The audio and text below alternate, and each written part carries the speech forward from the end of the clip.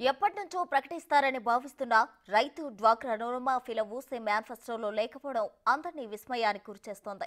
నిరుద్యోగులకు సైతం మరోసారి ఊరట లభించలేదని, ఇప్పుడు ఏ ముఖం పెట్టుకుని ప్రజల్లో వెళ్లాలని వైసీపీ శ్రేణులు భావిస్తున్నారట. గతంలో ఉన్న 2-3 పథకాలకు మాత్రమే పెంపు ఉండడం, ఉచిత బస్ స్కీమ్ పై సీఎం ఆలోచన చేయకపోవడం పట్ల షాక్ అవుతున్నారు. మేనిఫెస్టోలో ప్రధాన అంశాలు లేకపోవడంతో వైసీపీలో నేతల్లో ఆందోళన నెలకొంది.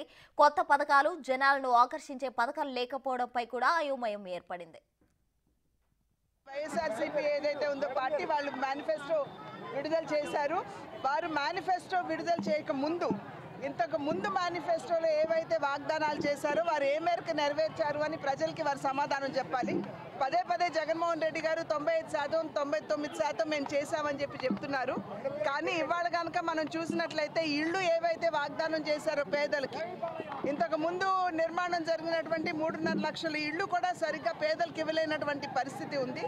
ఇది సంపూర్ణంగా కేంద్ర సహకారంతో ఇక్కడ ఇళ్ల నిర్మాణం జరిగింది. కనుక ఆయన చేసింది ఏమిటి?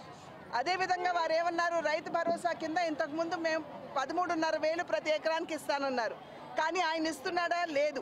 6,000 కేంద్రం ఇస్తుంది. కనుక ఇది కూడా పోయినసారి వారు ఇచ్చినటువంటి వాగ్దానాన్ని వారు తప్పినట్టే. కనుక ఇవన్నీ చూసినట్లయితే వారు ఒకదాని తర్వాత ఒకటి మేనిఫెస్టో ఇంతకుముందు మేనిఫెస్టో ఇచ్చినటువంటి వాగ్దానాలన్నీ కూడా వారు తప్పారు.